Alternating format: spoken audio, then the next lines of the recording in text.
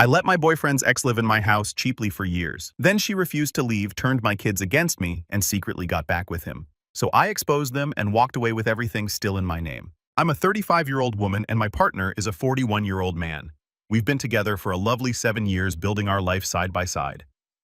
Both of us have experienced marriage and subsequent divorce in our pasts, which has shaped how we approach our current relationship, especially when it comes to financial matters. We've both embraced the idea of financial independence within our partnership, meaning we keep our finances and personal belongings distinctly separate. To put it simply, what's mine is strictly mine, and what belongs to him is exclusively his. Given this background, I'm curious to hear your thoughts on whether it was wrong of me to ask my boyfriend's ex to leave our shared space. It's a decision that wasn't made lightly, considering our principles of independence and respect for personal boundaries. I'm here to gain some insight and understand if my actions were justified or if I might have overstepped. I'm CF, and through years of hard work, I've established a comfortable position in my career. My boyfriend, on the other hand, earns less than I do and is also responsible for a significant amount of child support. He's committed to supporting all 5 of his children's extracurricular activities, which is something I admire deeply. Given this situation, we've come to an understanding that I cover all our living expenses, including mortgage loans and groceries, while he contributes to our household in any way he can, especially in caring for his children when they're with us. 5 years back, I made the decision to purchase a house for us, making sure it was a place where his kids could feel at home and welcome during their visits. This decision, however, sparked quite a bit of controversy. His ex accused me of attempting to overshadow her by providing for the children in a way she perceived as flaunting my financial status. Her exact words were that I bought the house not out of kindness, but to show off and make a statement about my own superiority. From the beginning, I've made it a point to keep a respectful distance from his ex, especially considering their divorce was fraught with complications which she unjustly blamed on me, even though I hadn't even met my partner until almost a year after their separation. To add to the complexity, she has a history of domestic violence against him, and my involvement in their lives has only intensified her animosity. About a year and a half ago, I was presented with an incredible job opportunity, but it required us to move 12 hours away from where we lived. This move, while beneficial for my career and our future, added another layer of tension to the already strained relationships and dynamics within our blended family. After thorough discussions with my boyfriend and his ex, we collectively decided that I would take up a fantastic job opportunity that required us to relocate. To support this transition, we arranged for his ex to rent my house at a significantly reduced price under the condition that this arrangement would last for only 2 years. However, due to changes in my work situation, we've since moved back to our original hometown. Currently, my boyfriend and I are staying in a modest rental place, but since our return, his ex has become increasingly hostile towards me.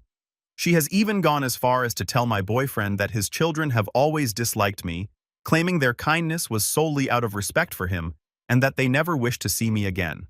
She accuses me of attempting to purchase the children's affection, portraying her as an inadequate mother, and essentially blames me for all the negativity in their lives, a notion I find to be quite exaggerated.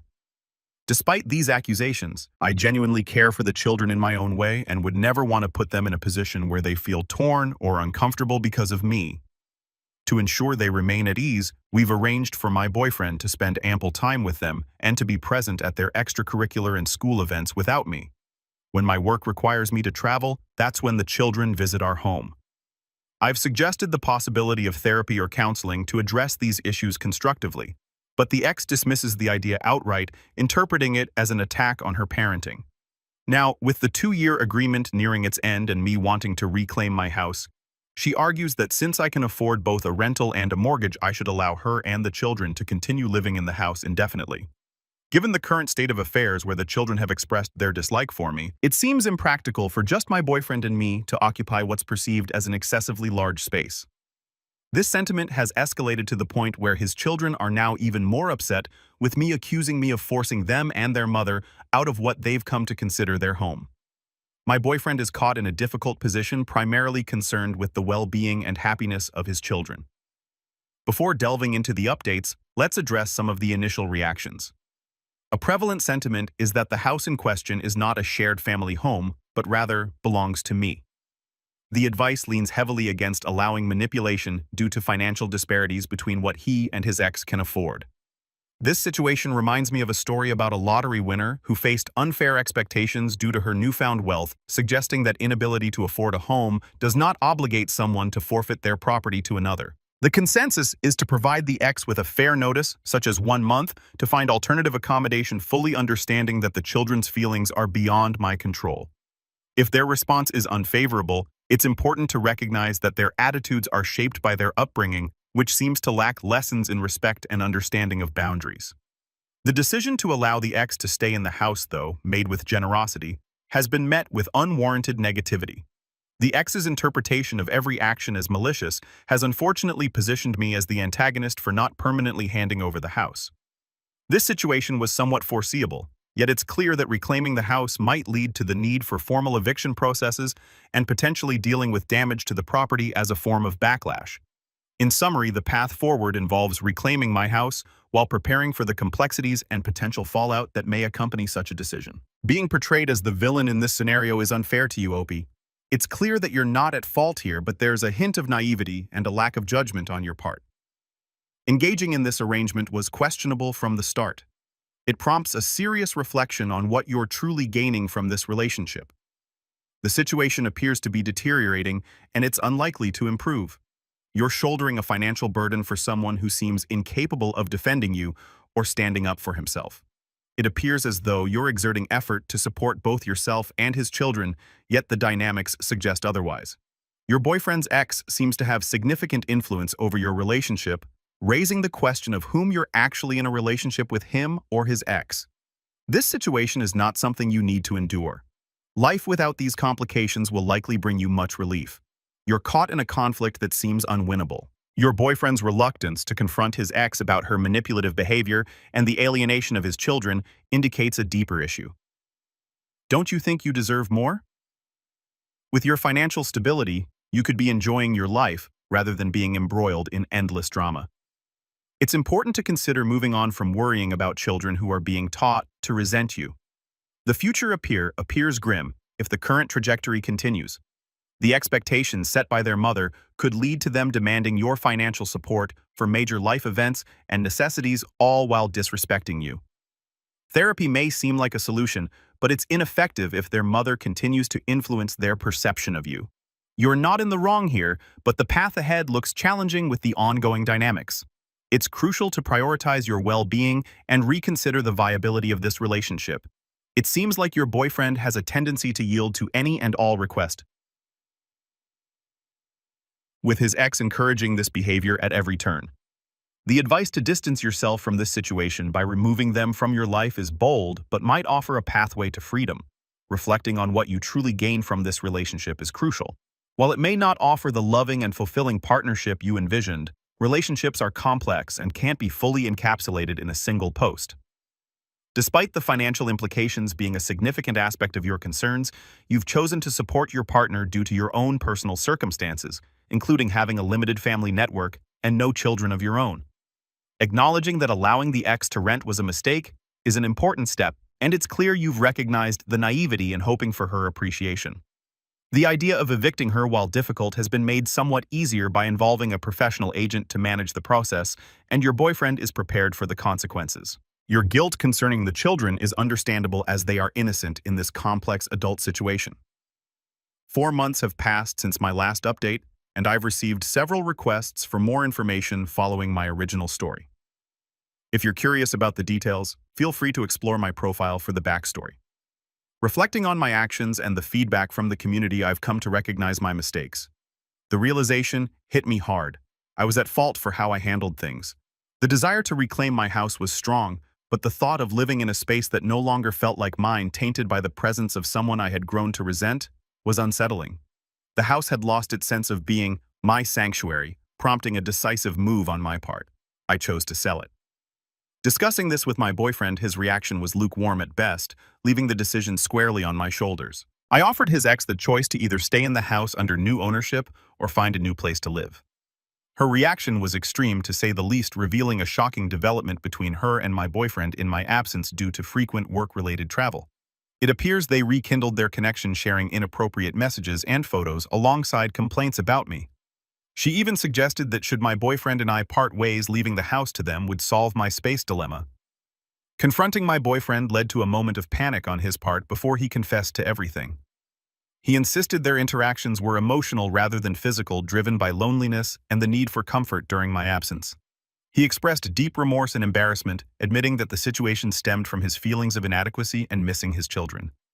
This revelation has forced me to reevaluate our relationship and the future of our living arrangements. Confronting the complex emotions and decisions that come with such unexpected betrayals amidst a whirlwind of excuses and reasons that I won't even bother detailing the outcome is that I find myself newly single. I've ended the relationship, evicted him, and listed the house for sale. In a fresh start, I've placed an offer on a charming townhouse by the beach, taking a leap into new beginnings. I also venture Ed into the world of online dating. This seemed like the perfect moment to update the Reddit community, affirming that many of you were right about the direction my life was taking. Life isn't perfect at the moment, but I'm optimistic about finding happiness again. My ex complained about feeling overshadowed by my success, yet he seemed perfectly comfortable with his ex's outrageous behavior. It's ironic how financial concerns became a central theme in their secret communications, especially given that I work tirelessly 3 weeks each month, 12 hours daily, to maintain my lifestyle, unlike him, burdened by the responsibilities of fathering 5 children. Reflecting on it, I've come to see my ex in a new light as someone lacking the maturity to handle a partner's success. The societal expectation that men should not feel threatened by their partner's financial achievements seems lost on him.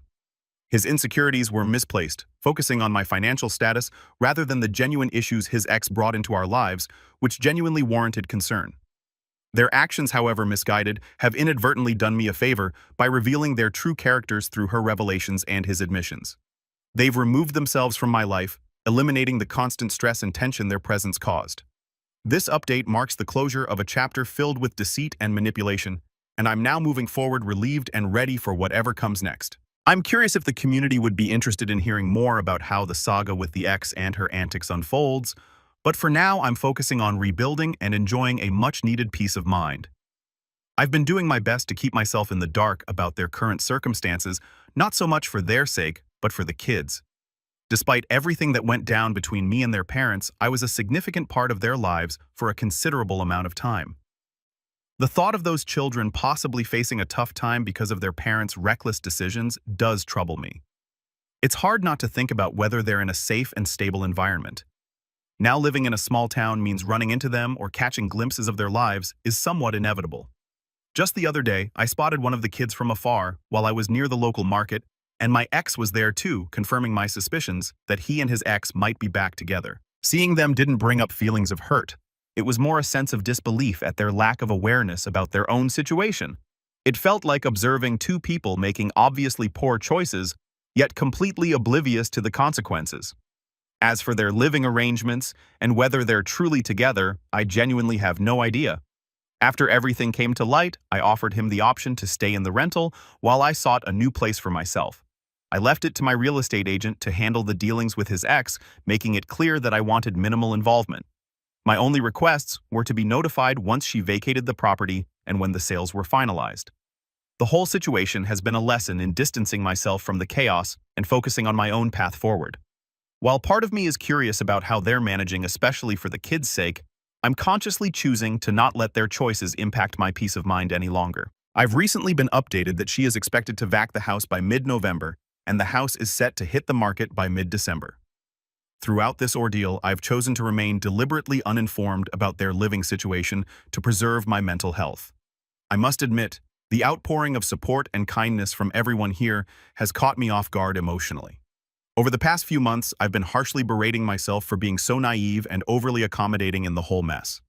I anticipate some critical remarks may still be on their way, but rest assured, no one is more critical of me than I am at this moment. Moving on to a different dilemma now. Am I wrong for not inviting my children to my wedding? I am a woman who has found love again with a man 39 who has never been married. This marks my second walk down the aisle, after a painful ending to my first marriage, which concluded when my husband left me for another woman. He proposed a substantial financial settlement for the divorce, which I accepted and used to start anew abroad, where I met my current fiancé. My adult children, a 27-year-old son and a 25-year-old daughter, are upset they weren't invited to the ceremony. They learned of my upcoming nuptials through other family members. My decision to exclude them was deliberate, stemming from their persistent attempts to mend bridges between me, my ex-husband, and the woman he left me for. The expectation placed upon me to forgive and befriend my ex-husband's partner felt like a profound disrespect. Despite our divorce 5 years ago when my children were 23 and 20, they wished for me to not only accept my ex's new relationship, but to actively support it. My ex-husband even had the audacity to seek my blessing, claiming he still valued me as a friend and the mother of his children. My ex-husband's affair was a profound betrayal, and it was astonishing to him that I chose to cut off contact following his actions. Despite this, my children believed I should forgive him and maintain a friendship. They even went as far as organizing lunches or dinners under the guise of family gatherings, only to have my ex and his mistress unexpectedly show up. Family events would include her, and I would be misled about the timing to ensure we crossed paths. My children seem unable to accept that he and I do not communicate and are pushing for reconciliation. Given this backdrop, is it unreasonable that I chose not to invite my children to my wedding? The responses I've received lean heavily towards support for my decision. Many feel that given my children's past actions, there's a risk they might cause distress at my wedding. Furthermore, there's widespread disbelief at the insensitivity of both my children and ex-husband for pressing me to endorse an affair that led to so much pain. It appears my children might be under the impression that my blessing of my ex-husband's new relationship would somehow absolve him of his wrongdoing. The notion that he still regards me as his best friend and the mother of his children, yet treated me with such disregard, seems to expose a misunderstanding of what true friendship entails. To them, best friend might as well mean convenient doormat. Regrettably, it might require them experiencing a similar form of betrayal to fully grasp the depth of the hurt they've dismissed. Congratulations on your marriage. I hope they never go through the pain I went through. Thank you. I never thought I would get remarried, but he won me over. Hi, not the hi email. Something like this to your children: you weren't invited to my wedding because you don't respect my boundaries, and on multiple occasions you have ambushed me with your fathers and a woman he cheated on me with presents at events in which you assured me they wouldn't be there. Your father cheated on me, yet you criticize me and apparently absolve him of the wrongdoing that he did to me. I don't know how your ethical beliefs got so twisted, but this behavior was hurtful and wrong. I'm not in contact with you for those reasons. If you ever decide that there was no justification for your father's cheating and that I deserve to be treated in a loving and respectful way, I will happily welcome you back into my life. Not alone, I was very ready to say you're to a hole after reading the title. My father been married 3 times since our parents divorced, and either myself or my sisters have ever been invited to any of the weddings, and we always thought we had a good relationship with our dad. If you're not in contact with them for your own mental health, then no, you're not required to invite them. A gentle reminder: you don't have to be the bigger person. You don't have to accept insincere apologies. You don't have to tolerate relationships that drain you. You don't have to spend your whole life showing up for people who have no interest in showing up for you. Last story for making it clear to my ex Lynn that her children are not my responsibility nor my son's. Lynn attempted to persuade me to relinquish my custody rights so her new husband could adopt my son, aiming for a family dynamic that excluded me entirely. I stood my ground, incurring significant legal expenses, but ultimately securing shared custody, a 50-50 arrangement with my son. Lynn and her husband later had 2 children together, but she became ill with cancer. The man she left me for abandoned her amid her health struggles. During this time, my son, who was 14, found himself in the position of primary caregiver for his half-siblings, which began to take a toll on his academic performance. I praised him for his compassion and dedication to his siblings, yet I stressed that it shouldn't come at the expense of his own future. Upon confronting Lynn about the situation, she expressed a desire to sever financial ties with her ex, believing that accepting child support would simply allow him to compensate for his absence with money. While I could somewhat understand her perspective, I made it clear that if her decisions were going to jeopardize my son's future, I would be compelled to seek full custody and request child support from her to ensure his well-being and academic prospects were protected. Lynn accused me of meddling in her marital affairs and suggested that my actions were motivated by lingering bitterness from our breakup. However, that couldn't be further from the truth. While it's true that her departure initially left me devastated and longing for reconciliation, I've since moved on and found contentment in my current life. I want to clarify, especially for those quick to pass judgment, that Lynn is financially stable and fully capable of providing child support. It's unreasonable for my son to be burdened with the role of an unpaid caregiver, juggling his academic responsibilities, when alternatives like daycare or hiring a nanny are well within their means. It appears I stand alone in advocating for my son's welfare, emphasizing the importance of his education and personal growth amidst these complex family dynamics. Before anyone critiques my stance, it's essential to recognize that the responsibility for caring for children shouldn't fall on my son. While it's commendable for siblings to support each other, expecting him to assume a parental role is unfair and detrimental to his childhood and development. The children's fathers, including myself, are prepared to fulfill our responsibilities, suggesting that if Lynn is unable to care for them due to her illness, alternative arrangements should be explored rather than defaulting to my son's involvement. This situation has led me to consider pursuing full custody to ensure my son can focus on being a kid, enjoying his youth without undue burdens. Moreover, in light of the circumstances, consulting child services for guidance and potentially to reinforce my case for custody might be a prudent step.